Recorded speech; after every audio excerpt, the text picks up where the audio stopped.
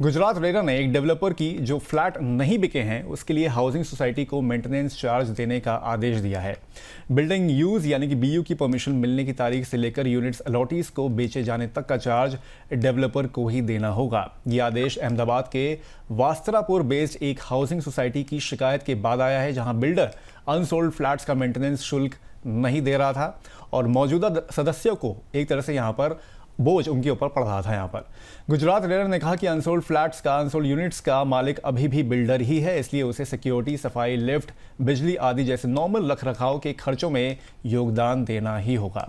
Sir, ये कितना अहम फैसला मान रहे हैं ओवरऑल अगर देखा जाए इसको? तो ये बहुत इंपॉर्टेंट है। आप लेके चलिए कि जब बिल्डर से कोई फ्लैट लेता है और किसी रीजन से पोजीशन लेट कर पाता है, लेता है, नहीं ले पाता है, नहीं है यहाँ पे, या उसका फंड्स का फाइनली मैनेजमेंट फाइनल नहीं है, तो बिल्डर भी उनसे मेंटेनेंस चार्ज तो वसूलते ही है जिस दिन से उन्होंने ऑफर कर दिया है। उसका रीजन भी है, मतलब वसूलते हुए बोलना ठीक भी है या नहीं भी ठीक है, क्योंकि जो पूरी बिल्डिंग है उसमें कुछ कुछ चीजें ऐसी होती हैं जो कि कॉमनली यूज होनी है, उसका मेंटेनेंस होना है। तो ये भी कहीं कहीं समझदारी नहीं है कि कुछ लिमिटेड लोगों पे जो वहां पर रह रहे हैं उनके ऊपर सारा भार डाला जाए। तो वो इक्वली सब पे डिवाइड होना चाहिए, जितने भी फ्लैट हैं वो सब पे इक्वली डिवाइड होना ही चाहिए। अगर वो फ्लैट गलती से बिल्डर के पास रह गए हैं, वो बेच नहीं पाया है, तो उसकी जिम्मेदारी बनती है उसका मेंटेनेंस वो दे। ये बहुत अच्छा रेरा ने अपना एक डिसीजन दिया है और मेरे ख्याल से ये इसके लॉन्ग टर्म इम्पैक्ट सब जगह देखने को मिलेंगे। मतलब ये नज़ीर एक तरह से बन सकता है। अलग अलग राज्यों के लिहाज से देखा जाए, अलग अलग बिल्डर्स के लिहाज से देखा जाए, तो उनको भी ये कहीं ना कहीं आगे चल के इस फैसले का अमल करना पड़ सकता है। सर, डेवलपर मेंटेनेंस नहीं देता है तो सर सोसाइटी के पास ऐसे और कौन से ऑप्शन होते हैं जिससे कि जो मेंटेनेंस चार्ज की जो ये विवाद होता है उसको सुलझाया जा सके?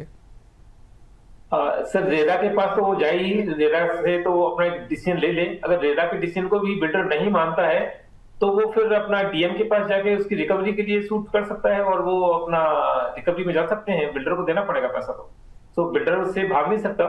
एक बार ऑर्डर आ गए हैं सरकारी, किसी कोर्ट के ऑर्डर आ गए हैं, रेरा भी एक कोर्ट है, तो उसमें अगर ऑर्डर आ गए हैं कि आपको इतनी पेनल्टी या इतना कुछ देना है, तो बिल्डर बहुत से बहुत इसका कुछ छूट की, माफी की आगे अपना एक अपील कर सकता है, वो दूसरी है।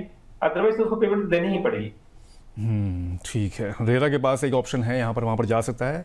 तो अगर रेरा ने यहाँ पर अल्टीमेटली दे दिया है, तो फिर आदेश दे दिया है, तो डेवलपर को यहाँ पर मेंटेनेंस चार्ज देना ही होगा, उसके पास कोई ऑप्शन दूसरा नहीं है। सर, इस तरह की समस्या सर मोस्टली आपने वैसे कई सारे केसेस देखे होंगे, क्या लग रहा है कि ऐसी समस्या मोस्टली कहाँ पर आती है और क्यों आती है? सर, वहीं पे आती है जहां बिल्डर के किसी रीजन से फ्लैट नहीं बिक पाए हों, अनसोल्ड इन्वेंट्री उनकी रह गई हो, वहां ही दिक्कत आती है। क्योंकि बिल्डर चाहता नहीं है कि बाद में वो कुछ खर्चा करे इस पे। वो चाहता है कि जितने भी ओनर्स हैं, जिनका पोजीशन ओनर्स ने ऑफर कर दिया है, उससे जो कलेक्शन है उससे उसके फ्लैट जिसकी ओनरशिप उसके पास है, बिल्डर के पास ओनरशिप रह गई है, वो भी मेंटेन हो जाए। सो वो अपने पैसे बचाने के चक्कर में इस तरह की हरकतें करते हैं। वो बेसिकली ये अनएथिकल है, क्योंकि अगर आप दूसरे बंदे से बोलते हैं कि आपने फ्लैट का ऑक्यूपेशन का ऑफर आ गया और आप ऑक्यूपेशन नहीं लिया है, तो आपको मेंटेनेंस देना चाहिए, तो वो बिल्डर पे भी लागू होता है। बिल्डर भी तो उस टाइम पे अनसोल्ड इन्वेंट्री का ओनर है ना, तो जो अगर ओनर है तो उसको देना चाहिए।